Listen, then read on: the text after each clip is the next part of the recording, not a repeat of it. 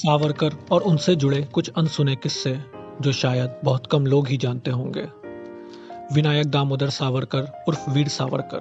सावरकर से जुड़ी बातें चाहे जो भी हो, उनका ब्रिटिश सरकार द्वारा जेल में जाना या हिंदुत्व और हिंदुओं के रक्षा के लिए आगे आना, सावरकर को उनके उस अंदाज के लिए याद किया जाता है जिससे हम सब भाली भांति अवगत हैं। 2015 में सावरकर को उनकी 132वीं जयंती पर याद करते हुए प्रधानमंत्री ने भारत के इतिहास में उनकी अदम्य भावना और अमूल्य योगदान के लिए उन्हें हिंदुत्व के आइकन की छवि से सम्मानित किया।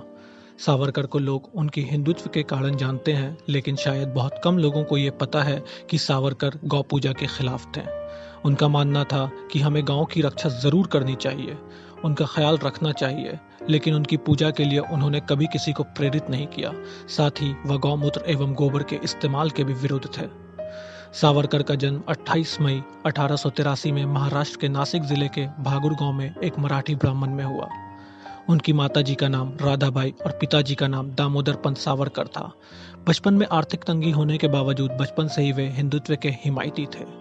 जाने माने लेखक ज्योतिर्मय शर्मा ने अपनी पुस्तक हिंदुत्व हिंदू राष्ट्र के विचार की खोज में ये प्रदर्शित किया कि जब सावरकर 12 वर्ष के थे तब उन्होंने अपने स्कूल के साथियों के साथ एक मस्जिद का विध्वंस करने के लिए एक मार्च निकाला ताकि अत्याचार के खिलाफ बदला लिया जा सके।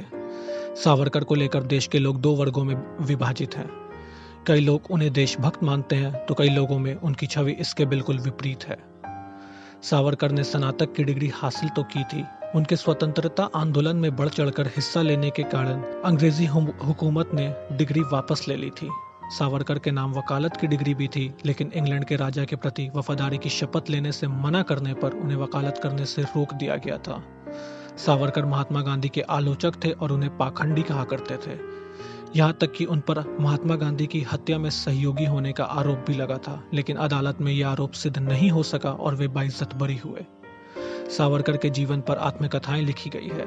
पहली आत्मकथा का नाम है बैरिस्टर सावरकर और दूसरी का नाम है वीर सावरकर। सावरकर को वीर की उपाधि देने वाले थे इस किताब के लेखक चित्रगुप्त और इस किताब को सावरकर प्रकाशन ने प्रकाशित किया था। सावरकर की उपाधि वीर से जुड़ी सबसे रोचक बात तब सामने आई जब सावरकर की आत्मकथा के असली प्रकाशक रविंद्र रामदास ने इस बात का खुलासा किया कि चित्रगुप्त और कोई नहीं बल्कि खुद वीर सावरकर ही हैं। जैसा कि हम जानते हैं कि सावरकर को उनकी विचारधाराओं से पहचाना जाता है, एक ऐसा ही किस्सा है जब सावरकर ने दुष्कर्म को राजनीतिक नीतियों में एक अहम कड़ी करार दी थी। अपनी एक किताब सिक्स ग्लोरियस एपॉच के माध्यम से उन्होंने कई ऐसी बातों का जिक्र किया जो सावरकर की कट्टरता और कट्टरपंथी सोच को दर्शाता है।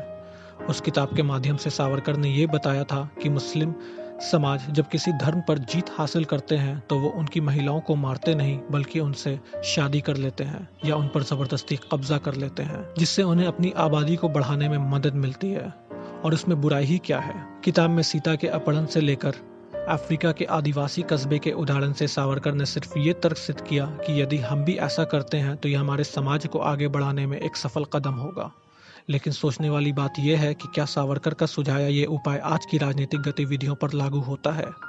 खैर, सावरकर की विश्व दृष्टि में केवल उन नैतिक संहिताओं का पालन किया जाना चाहिए जो हिंदुओं को मुसलमानों पर अपना वर्चस्व स्थापित करने में सक्षम बनाती है।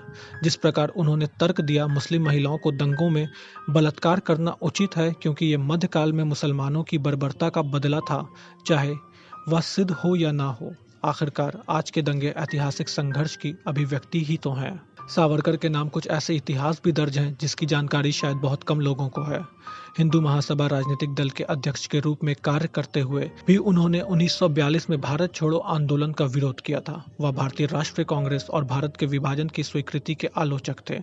जेल से छूटने के बाद उन्होंने रत्नागिरी में अस्पृश्यता के उन्मूलन पर काम किया। उनकी एक और किताब the history of the war of the Indian independence में उन्होंने 1857 के विरोध की परिस्थितियों का विश्लेषण किया। इस पुस्तक के माध्यम से ही सावरकर अंग्रेजों के खिलाफ आज़ादी के लिए भारत के युद्ध का आह्वान करने वाले पहले लेखक बन गए थे। सावरकर को सम्मानित करने के लिए अंडमान और निकोबार की राजधानी पोर्ट ब्लेयर के हवाई अड्डे का नाम बदलकर 2002 में वीर सावरकर अंतर्राष्ट्रीय हवाई अड्डा रखा गया।